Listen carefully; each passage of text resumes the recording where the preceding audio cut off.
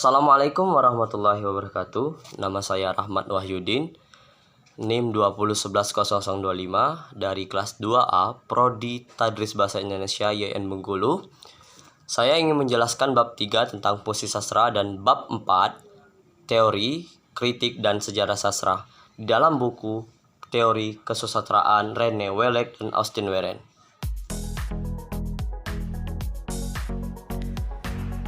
Bab 3. Fungsi sastra. Fungsi visi sesuai dengan sifat-sifatnya. Setiap benda atau jenis benda berfungsi paling tepat dan efisien sebagai dirinya sendiri. Pandangan bahwa visi menghibur bertentangan dengan pandangan bahwa visi mengajarkan sesuatu. Pandangan bahwa visi adalah propaganda bertentangan dengan pandangan bahwa visi semata-mata permainan bunyi dan citra tanpa acuan dunia nyata. Formula Horst ini akan banyak membantu kalau cakupnya kita perluas sehingga meliputi berbagai gaya dan kecenderungan dalam sastra, misalnya sastra Romawi dan Renaissance. Akhir-akhir ini ada kecenderungan untuk membuktikan bahwa manfaat dan keseriusan visi terletak pada segi pengetahuan yang disampaikannya. Jadi, visi dianggap sejenis pengetahuan. Maka, yang hendak dibuktikan secara adalah bahwa sastra memberikan pengetahuan dan filsafat.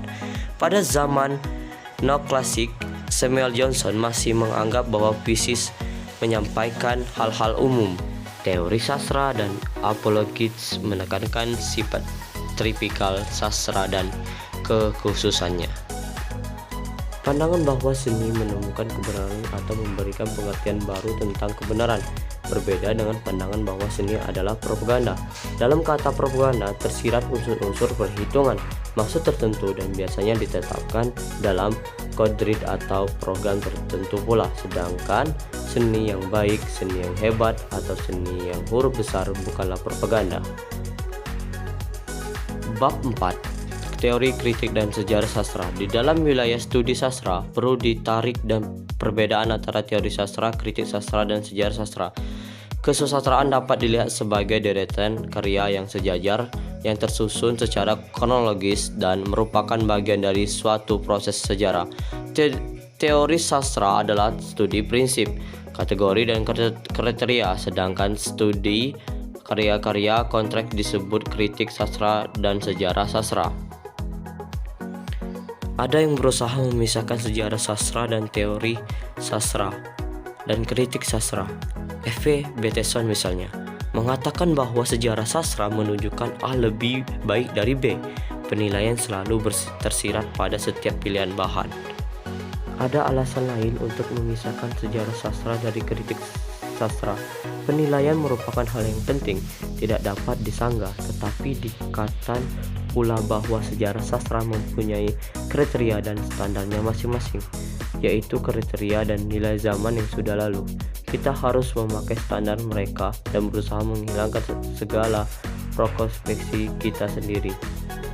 Teori semacam ini juga tersirat pada penelitian teori-teori psikologi zaman Elizabeth, misalnya doktrin Horst atau konspeksi ilmiah dan pseudo-ilmiah para penyair masa itu. Sejarah sastra sangat penting untuk kritik sastra. Kalau kritik hendak bergerak lebih jauh dari sekedar pernyataan suka dan tidak suka, satu kasus yang perlu diperhatikan adalah sastra abad pertengahan, terutama di Inggris. Sebaliknya, pendekatan sastra dan penelitian masalah genetik dapat membantu pemahaman sastra kontemporer. Ini tuh saja yang bisa saya presentasikan atau yang bisa saya jelaskan tentang bab 3 dan bab 4. Bab 3 tentang fungsi sastra dan bab 4 teori dan kritik dan sejarah sastra.